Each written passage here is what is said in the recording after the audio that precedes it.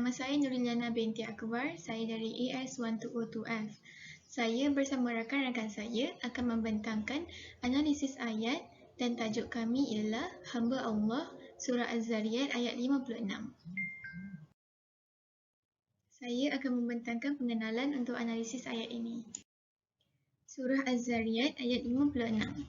A'udzubillahi minasyaitonirrajim. Bismillahirrahmanirrahim. وَمَا خَلَقْتُ الْجِنَّ وَالْإِنسَ إِلَّا لِيَعْبُدُونَ. Sadaqallahul Azim. Terjemahannya, dan ingatlah aku tidak menciptakan jin dan manusia melainkan untuk menyembah dan beribadat kepadaku. Maksudnya ayat ini Allah Subhanahu Wa Taala menekankan tujuan Allah Subhanahu Wa Taala menciptakan jin dan manusia adalah untuk beribadat kepadanya. Surah Az-Zariyat merupakan surah yang ke-51 di dalam Al-Quran dan surah ini mempunyai 60 ayat. Surah ini merupakan surah Makkiyah iaitu surah yang diturunkan di kota Mekah. Maksud Az-Zariyat ialah angin yang menerbangkan. Surah ini diturunkan sebelum Nabi Muhammad SAW berhijrah ke kota Madinah. Surah Az-Zariyat ayat 56 menerangkan kewajipan bagi jin dan manusia untuk beribadat kepada Allah Subhanahu Wa Taala. Setiap surah pasti mempunyai kelebihan yang tersendiri, begitu juga dengan surah Az-Zariyat. Surah ini antara kelebihannya adalah menyedarkan manusia tentang tujuan hidup di dunia iaitu untuk mengabdikan diri kepada Allah Subhanahu Wa Taala. Segala perbuatan dan percakapan yang disukai dan diredai Allah Subhanahu Wa Taala juga dikira sebagai ibadah. Bukan sahaja doa, solat, berzikir, tetapi segala percakapan dan perbuatan kita juga merupakan ibadah. Termasuk jugalah amalan seperti amalan hati seperti cinta akan Allah Subhanahu Wa Taala, cinta akan Rasulullah SAW, merendahkan diri, tawakal, takut akan azab dan siksaan Allah Subhanahu Wa Taala dan berharap semuanya adalah ibadah.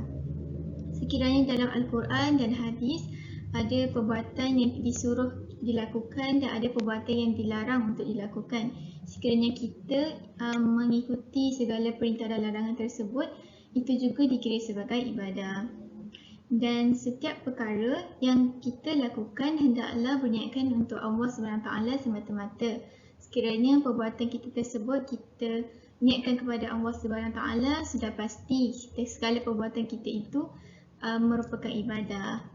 Dan sepanjang perbuatan yang kita lakukan itu mendapat pahala. Seterusnya, surah Az-Zariyat ini dengan surah sebelumnya iaitu surah Qaf. Kedua-dua surah ini mempunyai hubung kait iaitu kedua-dua surah ini menceritakan tentang suasana ketika manusia dibangkitkan dari kubur dan kehidupan manusia pada hari kebangkitan dan juga balasan sama ada syurga atau neraka. Surah Qaf ini menceritakan tentang bagaimana manusia yang telah mati akan dihidupkan semula. Setiap manusia pada hari kiamat akan hadir di padang mahsyar tanpa ditemani oleh sesiapa pun, tanpa ditemani oleh keluarga, sahabat, saudara mara, kecuali malaikat yang mencatat amalan mereka di dunia. Kemudian bersambung pula dengan surah Az-Zariyat. Surah Az-Zariyat ini menceritakan tentang kebangkitan semula manusia dan kebenaran tentang pembalasan kepada umat manusia. Dalam surah Az-Zariyat ini menceritakan tentang mahkamah pengadilan akan ditegakkan dan amalan setiap makhluk akan dibentangkan. Ada yang akan dibalas dengan baik, ada yang akan dibalas dengan buruk. Manusia yang melakukan kebaikan, mentaati perintah Allah dan tidak melakukan larangan Allah Subhanahu Wa Taala sudah pasti akan dibalas dengan syurga. Bertentangan pula dengan manusia yang tidak taat akan perintah Allah dan melakukan segala larangan Allah Subhanahu Wa Taala sudah pasti akan dibalas dengan neraka. Oleh itu, terdapat hubung kait antara kedua-dua surah ini. Baiklah, seterusnya saya akan menjelaskan maksud ayat surah Az-Zariyat ayat yang ke-26. Ayat ini berbunyi, A'udzubillahi minasyaitonirrajim. Bismillahirrahmanirrahim. Wa ma khalaqtul jinna wal insa illa liya'budun. Maksudnya, dan tidaklah aku menciptakan jin dan juga manusia melainkan untuk mereka beribadah kepadaku. Terdapat juga dalam tafsir Ibn Katsir, ayat tersebut telah dijelaskan bahawa Allah Subhanahu Wa Taala telah menciptakan jin dan manusia untuk memerintahkan mereka agar beribadah kepada Allah Subhanahu Wa Taala dan bukan kerana Allah Subhanahu Wa Taala mahu disembah oleh mereka. Akan tetapi Allah Subhanahu Wa Taala telah menciptakan hamba-Nya dengan tujuan agar mereka beribadah kepada Allah Subhanahu Wa Taala dan tiada sekutu baginya. Barang sesiapa yang mentaati perintahnya, maka Allah Subhanahu Wa Taala akan memberi balasan kebaikan kepada mereka. Tetapi sesiapa yang mengingkari perintahnya akan mendapat azab yang sangat pedih. Selain itu, Allah Subhanahu Wa Taala juga dia tidak sama sekali memerlukan hamba-Nya, tetapi sebaliknya merekalah yang sangat memerlukannya dalam segala keadaan. Oleh itu, Allah Subhanahu Wa Taala adalah Tuhan yang Maha Pencipta, yang Maha Pencipta yang memberi rezeki kepada para hamba-Nya. Baiklah, seterusnya sebab turun ayat. Sebab penurunan ayat 56 surah Az-Zariyat ialah kerana ketika para malaikat mengetahui bahawa Allah Subhanahu Wa Taala akan menciptakan khalifah di muka bumi ini, Allah Subhanahu Wa Taala menyampaikan perintahnya secara terperinci kepada mereka. Allah Subhanahu Wa Taala memberitahu bahawa manusia akan diciptakan daripada tanah. Maka setelah Allah Subhanahu Wa Taala menyempurnakan penciptaan manusia dan ditiupkan roh ke dalamnya, para malaikat harus bersujud kepadanya. Yang harus difahami di sini ialah sujud tersebut adalah sebagai tanda penghormatan, bukan sebagai sujud ibadah. Hal ini kerana sujud ibadah hanya diperuntukkan kepada Allah Subhanahu Wa Taala. Tafsiran ayat. Tafsiran ayat pertama adalah Al-Mishbah, ketaatan dan ketundukan yang mencapai kepuncaknya seperti yang saya katakan sebentar tadi. Perasaannya lahir dari kesedaran manusia terhadap siapa manusia harus mengabadikan dirinya. Syekh Muhammad Abduh mengatakan bahawa kekuatan hati dan kesabaran tatkala beribadah diletakkan di kedudukan dan harga yang tinggi di sisi Allah. Seterusnya adalah bermanfaat juga kepada manusia. Tafsiran yang kedua adalah tafsiran Al-Wajiz, di mana rendah hati, tunduk dan berserah diri adalah tafsiran ibadah. Tafsir Al-Wajiz terhadap ibadah. Dan juga tafsir Al-Wajiz juga menasihati kita supaya tidak boleh hidup dengan sikap sombong. Yang ketiga adalah tafsir Ibn Katsir, di mana menciptakan manusia, Allah menciptakan manusia dan jin untuk beribadah kepadanya. Jin dan manusia diperintahkan untuk beribadah. Sikap keangkuhan dan tamak, tanda kerana sebab Allah menyuruh mereka untuk beribadah kepadanya adalah untuk menguji ketaatan jin dan manusia supaya dapat menilai sama ada mereka bersyukur atau sebaliknya. So, jadi jin dan manusia mempunyai dua pilihan, sama ada hendak mentaati pencipta sebagai tanda bersyukur ataupun membangkang Allah.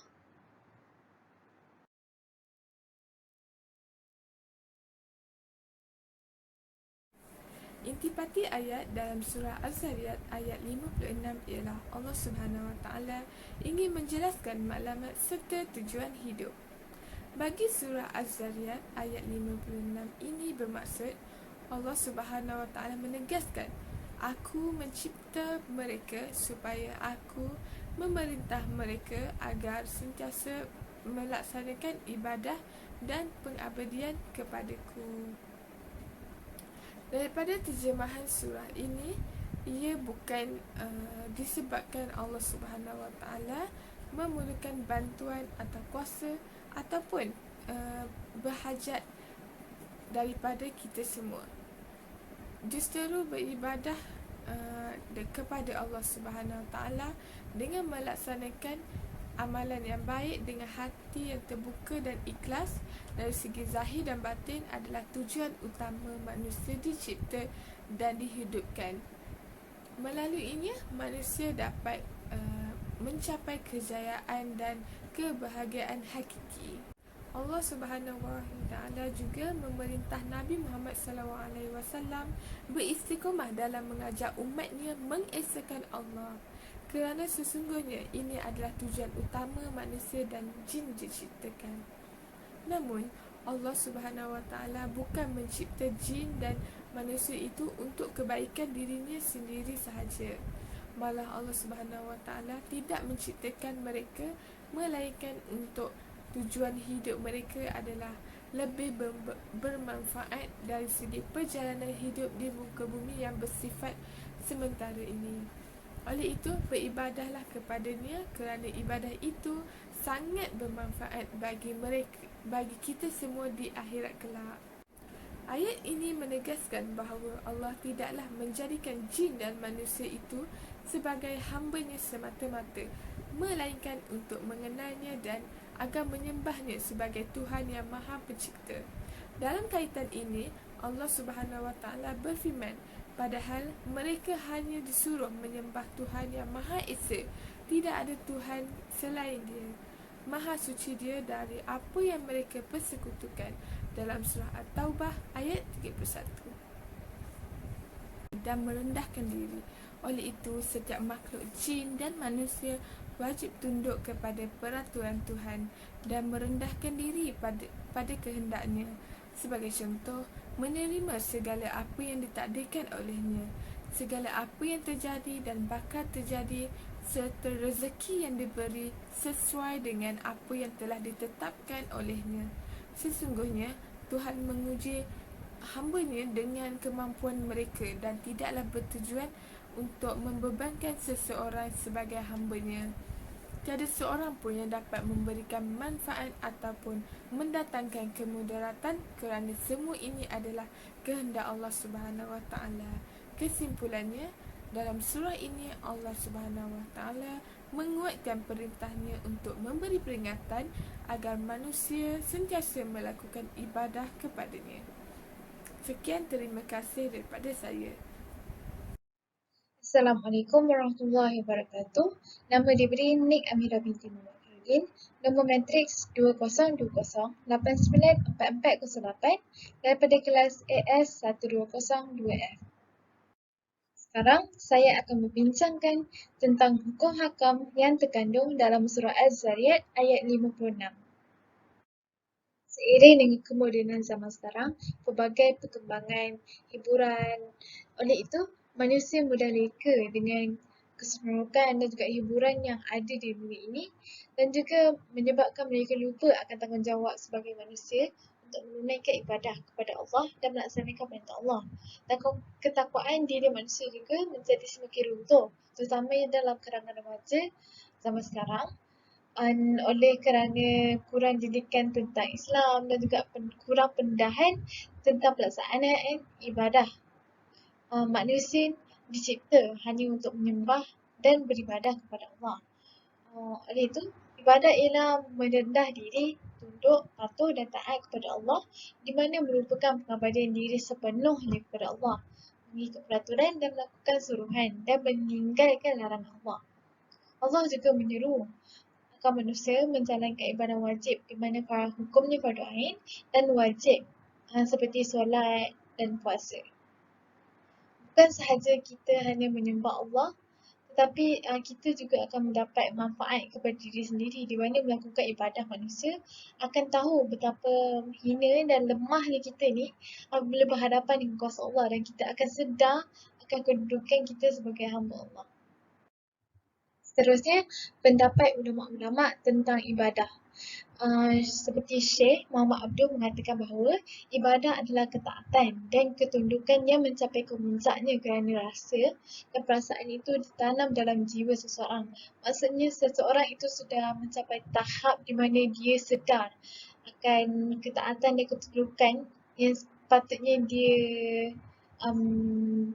mengikut perintah Allah dan juga perasaan tu ditanam dalam jiwa dia.